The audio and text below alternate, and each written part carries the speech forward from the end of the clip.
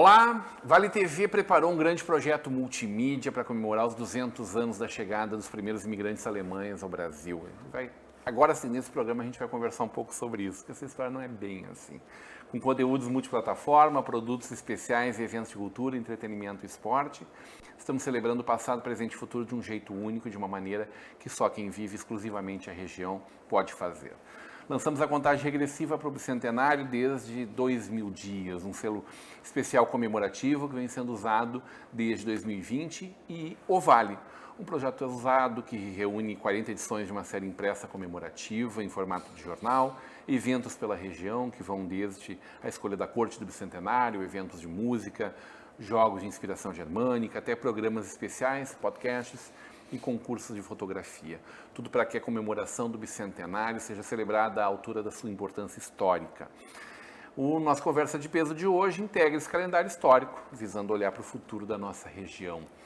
Nosso projeto Vale tem um oferecimento, patrocínio de Colégio Notarial do Brasil, Subseção RS, Mercator Feiras e Eventos e a Sicredi Pioneira. O patrocínio prata de Estação Sapatão e HS Consórcios, e bronze de Unimed, Vale dos Sinos, Grupo Krause e INH. O nosso Conversa de Peso tem o patrocínio, o apoio cultural da nossa Sicredi Pioneira, juntos construímos comunidades melhores, Faculdade INH, aqui você vive o conhecimento, e o apoio de Lockfair Fechaduras e Acessórios. Eu recebo hoje de volta, gravando um segundo programa dentro dessa série. Ele já esteve conosco aqui anos atrás, mais de 8 anos atrás, falando da história do pastor William Rothermund. E no momento seguinte conversamos bastante sobre a história das colônias, né, em torno de São Leopoldo, cuja matriz, né, a sede da região, a sede das colônias era a nossa São Leopoldo. E agora a gente vai conversar muito de como é que foi essa chegada dos imigrantes alemães desde a colonização do Brasil. Quando a gente fala de 200 anos da chegada dos primeiros imigrantes alemães, é praticamente um eufemismo, porque, de fato, eles já estavam entre nós. Verdade. Mas, claro, ali é o início de um projeto de colonização, e a gente, então, comemora no dia 25 exatamente o dia do colono, o dia do imigrante alemão, o dia do motorista também, né? São Cristóvão. Professor, doutor, historiador, escritor e teólogo, o professor Martin Dreyer, pastor da Igreja Luterana também. Uma honra sempre recebê-lo aqui. Obrigado. Sempre bom demais beber dessa fonte. Professor, é verdade que eles estavam entre nós desde o início lá, hein? Sim. Tem um brasileiro nascido no Rio de Janeiro, que é Prêmio Camões, o Francisco Buarque de Holanda. Ele, numa das músicas, ele disse: o meu pai era paulista, meu avô era mineiro, meu bisavô baiano, meu tataravô baiano, né? Tal. Na realidade, ele descende de um certo Arnau de Holanda, que na realidade é um alemão que passa pela Holanda e depois vai estar a serviço da coroa portuguesa, que coloca ele em Pernambuco, onde ele vai começar a produzir açúcar.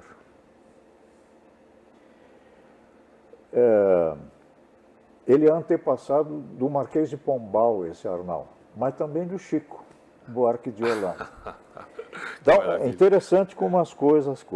Para Pernambuco também vai a família Lins, L-I-N-S. Você talvez leu o livro de José Lins do Rego, Menino de Engenho. Ou você gosta das músicas do Ivan Lins. Bom, já começamos por aqui. O que tem? O pequeno Portugal se torna uma potência colonialista, náutica, mas não tem população suficiente. É uma sangria única. Então, Portugal, desde cedo, vai contratar pessoas, mercenários, comerciantes, técnicos, de regiões que não têm unidade política e que não pode ser perigo no futuro para Portugal, como os espanhóis e os franceses, por exemplo. Então, Portugal sempre contou com falantes da língua alemã e com falantes do italiano. Não é? Então, na caravela de Cabral, já tem mestre João Alemão, que é timoneiro. E o mestre João Alemão vai escrever o segundo documento sobre as terras brasílicas. O primeiro é do Pero Vaz de Caminha, o segundo de João Alemão. Então, o primeiro livro sobre o Brasil... Esse João Alemão, então, alemão mesmo. É um alemão mesmo. Então a gente está aqui exatamente desde a chegada. O primeiro livro sobre o Brasil vai ser escrito por um canhoneiro a serviço da coroa portuguesa, que naufraga nas costas brasileiras, se torna prisioneiro dos tupinambás. Eles não o devoram porque ele sabe cantar muito bem, canta alguns corais compostos no século XVI, e depois vai escrever um livro sobre o tempo que ele esteve prisioneiro entre os selvagens, carnívoros, comedores de gente humana, esse estado, né? Chamado Randstad. Marqueteiro ele, né, professor? E Monteiro Lobato, que escreveu as reinações de Narizinho, falou o Visconde de Rabicó, o Marquês de Sabugosa e a tia Benta, a vovó Benta. Ele traduziu para crianças esse livro de Randstad e foi uma das minhas leituras também. Tá? Você sabe que o grande escritor da independência do Brasil é Francisco Adolfo de Varnhagen, diz o pessoal, de Varnhagen, cujo pai veio para ser engenheiro na primeira fundição brasileira em São João do Ipanema, nas proximidades de Sorocaba. Tá? Nós temos o mineralogista Daniel Pedro Müller, tudo oficiais de exército a serviço da coroa portuguesa. O organizador do exército brasileiro é um general Böhm. Desses generais a serviço de Portugal vai ser governador da província de São Paulo, Oeynhausen. Bem, e por aí a gente poderia acontecer. E sem esquecer que durante o período do domínio holandês no nordeste do Brasil, o governador-geral dos domínios portugueses no nordeste é João Maurício de Nassau-Siegen, fundador da cidade do Recife. Então a gente poderia continuar nesse período cheio de presença de falantes da língua alemã, no período colonial brasileiro, quando a corte vem para o Brasil, Dom João VI fugindo do avanço das tropas napoleônicas, vem pesquisadores junto. Quando vem a corte da noiva de Pedro I, está cheio de pesquisadores, entre eles Pix e Martius, são dois bávaros, que vão escrever a grande história da fauna e da flora brasileira. Vem o Moritz Rugendas, todo mundo fala em Rugendas, que vai estar pintando o Brasil, que ele vê e nos lega coisas fabulosas. Não é? Mas há 200 anos é um corte diferente que vai acontecer para nós por acaso. Antes da gente falar desse acaso, nós tivemos a tentativa de algumas colônias em alguns lugares também. Sim. Amapá, Bahia. Talvez para lembrar isso, o Marquês de Pombal, que foi o grande ministro português, tanto na reconstrução de Lisboa, depois do grande terremoto, né, e da organização das colônias portuguesas, ele coloca alemães no Amapá para produzirem alimentos para a fortaleza de Macapá. Os soldados tinham que se alimentar. A fundação se chama Vila Viçosa da Madre de Deus. Hoje não se sabe mais onde é que foi localizada e nem o que aconteceu com aqueles colonos. Nada andou ali. Os índios e os mosquitos liquidaram com eles. Né? Então, você tem esses episódios, mas são episódios realmente que não tiveram grande continuidade para a história do Brasil. Né?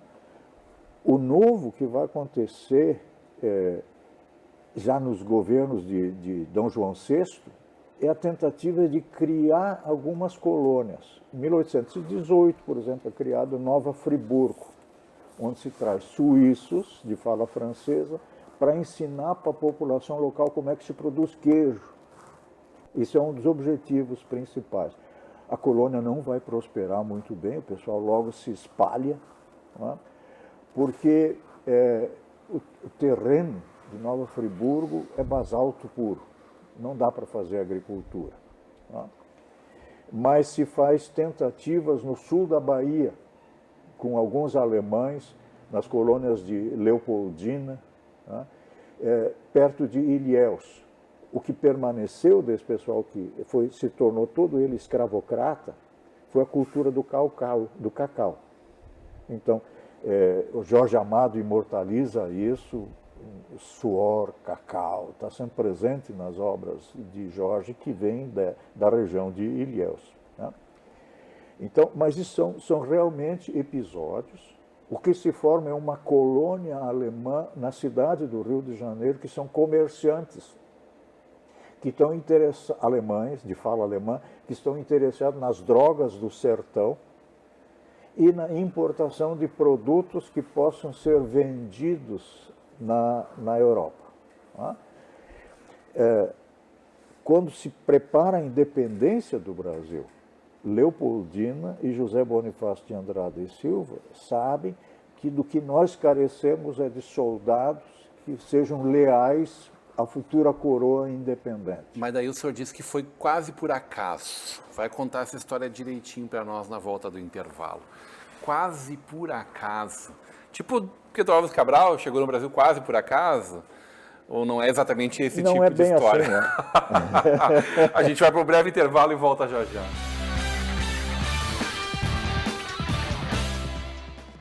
Wer friert uns diesen Moment ein?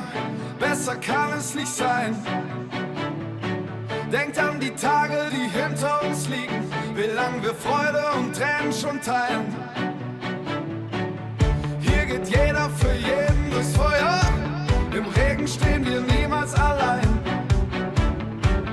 Und solange unsere Herzen uns steuern, wird das auch immer so sein. Ein Hoch auf das, was vor uns liegt, das ist das Beste für uns gibt. Ein Hoch auf das, was uns vereint, auf diese Zeit, auf diese Zeit.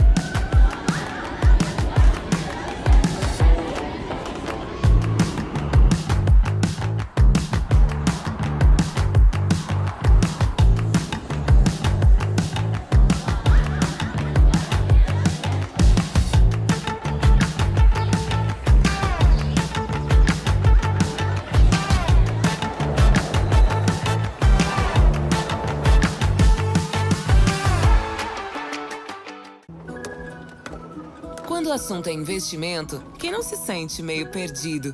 É preciso se orientar pelo mercado, pelos seus objetivos, pelas metas da sua empresa. Por isso que é tão bom contar com o Sicredi, para guiar você na direção certa. Temos poupança, fundos de investimento, renda fixa e previdência. Invista com a gente. Sicredi, aqui seu investimento rende mais do que dinheiro.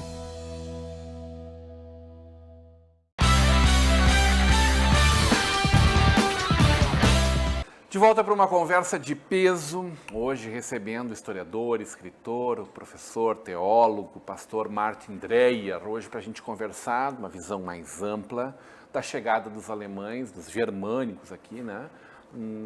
Desde o início. O professor Martin acabou de dizer que lá na primeira chegada aqui, né, nós já tivemos, a mando da coroa portuguesa, o João Alemão presente nessa nau, escreveu o segundo documento da história, inclusive, logo depois de Pedro Vaz de Caminha, naquela mesma viagem, né? Professor Martin, o senhor que estava começando a falar que Andrada e a dona Leopoldina, nossa imperatriz, né, tramavam algumas questões, mas antes, quando eu lhe interrompi no primeiro bloco, o senhor dizia assim, que uma imigração que aconteceu quase por acaso. Sim. E é verdade, no em geral, na historiografia se diz, não, isso é uma coisa planejada, o Brasil quer novidades na agricultura, na indústria, e por isso traz alemães. Mas os interesses de José Bonifácio e Leopoldina, que está presidindo o Conselho de Estado, e ela quem proclama a independência do Brasil e manda comunicar para o esposo que está viajando por São Paulo, tá? Eles sabem que o Brasil carece de tropas confiáveis, porque as nossas tropas são portuguesas. E sabem que, proclamada a independência, pode acontecer a contra-revolução e nós voltamos a ser colônia portuguesa. Por isso, Leopoldina e José Bonifácio mandam para a Europa Central o ajudante de ordens da futura imperatriz, Jorge Antônio von Schäfer, com a ordem expressa de recrutar soldados para o Brasil, com os quais depois Pedro I vai formar 2 batalhões de estrangeiros que vão atuar principalmente na expulsão de tropas portuguesas do nordeste do Brasil que resiste à independência. Tá? Bem, só que tem um grande problema. Desde o Congresso de Viena, realizado após a queda de Napoleão Bonaparte, está proibida a exportação de soldados, porque se quer evitar que em alguma parte do planeta surja um novo Napoleão Bonaparte. Então, nas instruções que José Bonifácio dá para Jorge Antônio von Schäfer, está explicitamente claro que ele traga os soldados misturados a algumas famílias de agricultores. E é o que acontece. E que esses agricultores depois seriam instalados no Brasil meridional em colônias à moda dos cossacos. Isso é, em épocas de paz, seriam agricultores, mas se preparariam para a guerra e seriam envolvidos nas guerras com as quais o Brasil estaria envolvido. Então, o número maior de imigrantes que Schäfer vai contratar na Europa são soldados, homens solteiros, e um grupo menor vão ser agricultores e artesãos. Veja, por exemplo, no navio Germânia, que eu pego, que é um dos primeiros a vir para o Brasil, trazendo os imigrantes que depois virão para o Rio Grande do Sul, vem cerca de 300 soldados e um grupo menor de famílias de agricultores. Nesse navio Germânia vem João Daniel Hillebrand, depois médico e diretor da colônia alemã de São Leopoldo, o pastor João Jorge Ehlers, que vai fundar a primeira escola de imigração alemã no sul do Brasil, e a família Mendes, Libórios Mendes e sua família. Então, 3 tipos diferentes no mesmo navio, além de outros imigrantes que vão. Essas poucas famílias vão vir para o Rio Grande do Sul e vão formar a colônia alemã de São Leopoldo. Então, toda a nossa região, a região de alcance da TV que você está representando aqui, é um fruto de um subproduto não planejado de todo. E o interessante é que vai dar certo. Não é? Porque com esses imigrantes se vai criar toda a sociedade de picadas, uma sociedade de pequenos produtores que vão se alimentar na sua mesa, mas vão colocar os excedentes no mercado interno brasileiro. Isso é revolucionário, porque nós só produzimos café, açúcar e algodão. O resto tudo é importado da metrópole portuguesa. Né? E um bom número deles são artesãos. A base da industrialização do Rio Grande do Sul. Então, na nossa região começa a fabricação de um Rio Grande do Sul diferente há 200 anos, que não é mais um Rio Grande do Sul só de estâncias fortificadas para evitar o avanço dos castelhanos. De áreas imensas de terra. 1.200 hectares cada sesmaria, e tinha gente com 2, 3 sesmarias. Perfeito.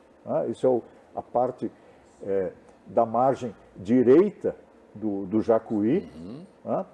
Então, é algo revolucionário que vai acontecer, não planejado de todo.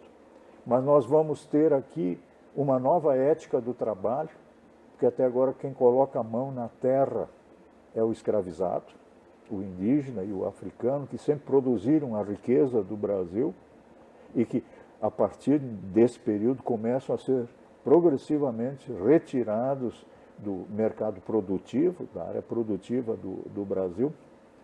E você vai ter agora pessoas brancas trabalhando a terra. Daí o epíteto colono grosso, ou alemão grosso. Porque o grosso era o africano que trabalhava a terra. A pessoa grossa é a pessoa que trabalha na agricultura, na lavoura, trabalhando a coisa. Que sustentou esse país 350 anos, ou talvez até mais, 400 anos. Você agora vai ter a pessoa livre trabalhando a terra e você vai ter a mulher agricultora também. Não é mais, quer dizer, a escrava africana trabalhava a terra, né? Mas a mulher branca que eventualmente vinha com o marido português para cá, ela era mulher das prendas domésticas, ela era do lar. Ela ficava fazendo rendas, é a mulher rendeira. Tu me ensina a fazer renda, eu te ensino a namorar. E aqui você vai ter a colona grossa. Que bota a mão na enxada também. Quer dizer, colono grosso é um epíteto maravilhoso para quem está chegando, que vai trabalhar a terra. E o trabalho na terra passa a ser agora algo que dignifica o ser humano no Brasil. É impressionante a mudança na ética. E quem são essas pessoas que estão vindo? São miseráveis, que na Europa foram expulsos do processo produtivo, porque lá está começando a mecanização da lavoura. Que passavam fome lá. Estão na beira da estrada, por quê? Porque a gente não precisa mais de quem trabalhe a terra com a enxada, com a foice, com a pá. E tu não precisas mais do artesão que está trabalhando no tear doméstico em casa para fazer com a roca o fio que ele depois vai tecer. Tu não precisa mais do sapateiro que está em casa, tu não precisa mais do carpinteiro, do marceneiro, tu não precisa mais do funileiro, porque a máquina está substituindo ele. E no Brasil, e especialmente no Rio Grande do Sul, com seus 60 mil habitantes, nós prescindimos de técnicos. Nós não tinha nada de nada aqui, né? Não tinha nada. O único instrumento hidráulico era o monjolo, que quando caía, esmagava 2 ou 3 grãos de milho para fazer farinha. Né? Então, é algo inovador que acontece sem querer. Perfeito. Sem muito planejamento. E tu começas a parcelar a terra, não vai mais ser só um país do latifúndio, mas vai ser o país do pequeno produtor, da indústria familiar. Base da nossa agricultura até hoje. Até hoje. Quer dizer, quem mais planta batata no Brasil ainda é o pequeno agricultor, né, que recebe tão pouco incentivo, né, porque o incentivo vai para o agronegócio, porque esse é o grão que se pode Essa exportar. turma estava lá na Assembleia Nacional desde sempre, é? Estava. Essa turma do, Ah, sim. do agro? Porque vê o seguinte, de trazer esse pessoal é um ato dos governantes, do grupo minoritário. Eu falei Leopoldina e José Bonifácio. Claro que isso vai continuar depois, outras levas vão vir porque tem interesse das províncias em ter mais população, mais produção, que isso significa mais imposto, né? Mas a turma do agro, que me perdoem os que hoje representam o agro e estão no parlamento brasileiro, a turma do agro, num primeiro momento, até acha coisa interessante, porque acham que esses que estão chegando vão ser substitutivo para a mão de obra africana, cuja importação está sendo proibida pelos ingleses, que querem dominar os mares e exportar os seus produtos para os países dependentes, né? Então, tem muito interesse por trás. Agora, de repente, eles descobrem que essa turma começa a produzir, vai vender os excedentes, tem dinheiro e bota cerca. Aqui no caso do Rio Grande do Sul, terrível, porque o boi não pode mais andar livremente. Tem tudo isso, né, que a gente tem que pensar. Maravilha. Por isso que em dezembro de 1830 vão tirar todos os recursos do orçamento do Império para promover colonização. E ali a gente tem uma mudança daquela primeira etapa da primeira colonização. etapa. Porque logo vem a Farroupilha e 10 anos não entra ninguém. Sim. Mas depois de 45, já começam a surgir colônias provinciais. E depois das colônias provinciais, colônias particulares, onde a província vende uma área para algum capitalista, que vai parcelar essa área e vender novamente. E aí estão surgindo novas colônias no Vale do Taquari, na região de São Lourenço do Sul e depois no Planalto do Rio Grande do Sul. É uma história que começa, por acaso, em 1824 e trouxe grandes frutos para o desenvolvimento do Rio Grande do Sul. Maravilha. E também do Brasil. Porque o que é ensaiado no Rio Grande do Sul, depois vai ser copiado em Santa Catarina, no professor, Paraná, no Espírito Santo. O que vem pela frente ainda? O que o senhor está escrevendo? O que está sentindo falta de escrever? Esse aqui é o mais recente, né, lançado Faz na uma última semana, né? Breve história das migrações alemãs para o Brasil, pela nossa editora Oikos, né? A gente falou no programa anterior que precisa muito da ajuda de todos nós, porque efetivamente passa por um momento dramático pós-enchente, perdeu um acervo gigantesco, né, de dezenas de milhares de livros, e a gente não pode que esse valor que é a Oikos, seu Nimeg e toda a família, toda a família Oikos, né, construíram. E o senhor é um dos grandes referências, inclusive, para ele, Obrigado. das pessoas que mais trabalhou e construiu com eles, né? E hoje são referência nacional, né, na publicação e muito especialmente nas publicações teuto-brasileiras, né, muito especialmente. Fazem de tudo, né, publicam de tudo, mas muito especialmente a partir exatamente dessa parceria do senhor com eles. Está escrevendo o quê? O que falta ser dito? Estudando muito sempre, isso não tem dúvida. Sim, sim. O que eu estou escrevendo agora? Eu estou escrevendo um livro sobre a exigência dos meus filhos. Eles querem saber das raízes deles. Então, eu estou escrevendo... Genealogia, professor? Não, é genealogia, mas inserida em contexto. Eu tenho que contar dos meus primeiros Müller, que chegam em 1825, e onde a mãe morre na viagem do Rio para São Leopoldo, mais uma filha, e onde o pai morre 4 semanas depois de chegar na feitoria, e sobra um menino de 10 e uma menina de 7, eu descendo do menino de 10. Então eu tenho que escrever sobre a aldeia de Nohen, onde essa família tinha sido serva da gleba, escrava de um latifundiário alemão. Relação de vassalagem. Esses Müller, o menino de 10 anos vai casar com uma Wolf de Campo Bom. Então, tem que contar a história dos Wolf. Ele vai ter os seus filhos, e quando surgem as novas colônias do Maratá, um dos afluentes do Rio Caí, ele migra e o meu bisavô vai ficar morando em Montenegro como mestre funileiro. E ele vai casar com a linda filha do responsável pela navegação pelo rio Caí, o Schilling, de onde vai sair o capital, depois também para as farmácias hamburguesas.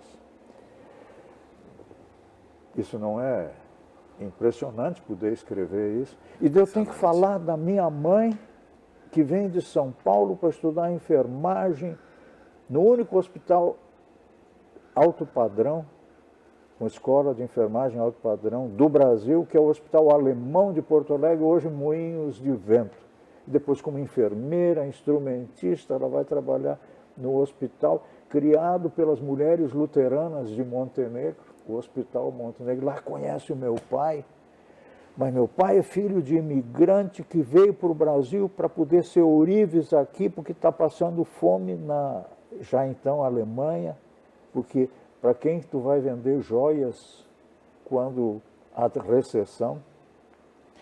E a vovó Guilhermina, bom, esses eu já contei, mas mamãe é descendente de imigrantes alemães que foram para São Paulo. O pai era engenheiro elétrico, que por causa da repressão vai construir pequenas hidrelétricas no interior de São Paulo, que casa, quando fica convívio, com a filha de um pastor que tinha criado escola em Rio Claro, São Paulo, que por sua vez era genro de outro pastor, que é o primeiro pastor dos luteranos da província de São Paulo.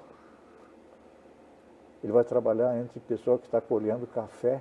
Então eu vou ter que contar a história das fazendas de café, dos meeiros que estão sendo explorados lá no interior de São Paulo.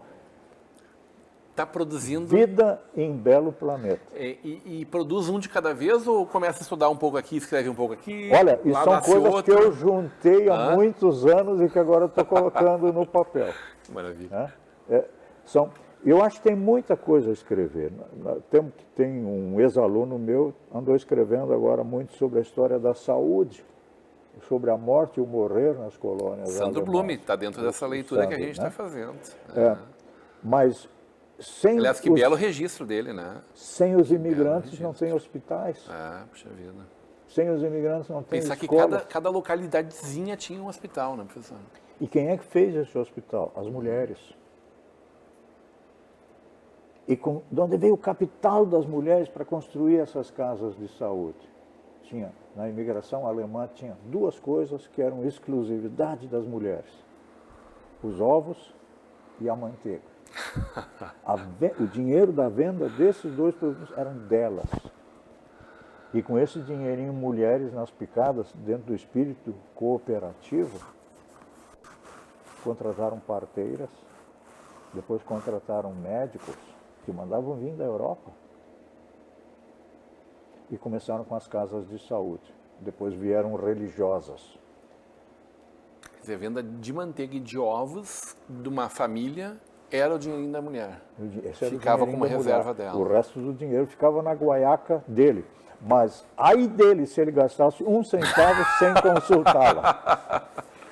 Isso é um novo perfil de mulher que nós temos aqui. Que veio exatamente a partir da chegada dos primeiros migrantes alemães. A primeira grande imigração depois da imigração portuguesa, né? Foi a imigração alemã, mudando o perfil. Dá início a história do Brasil como país de imigrantes.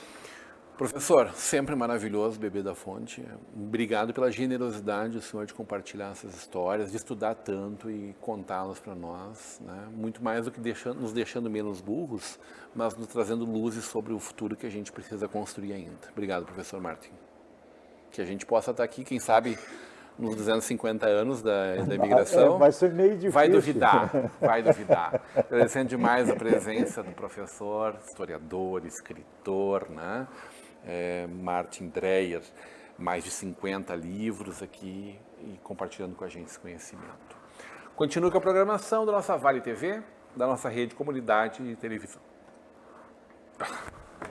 Muito bom.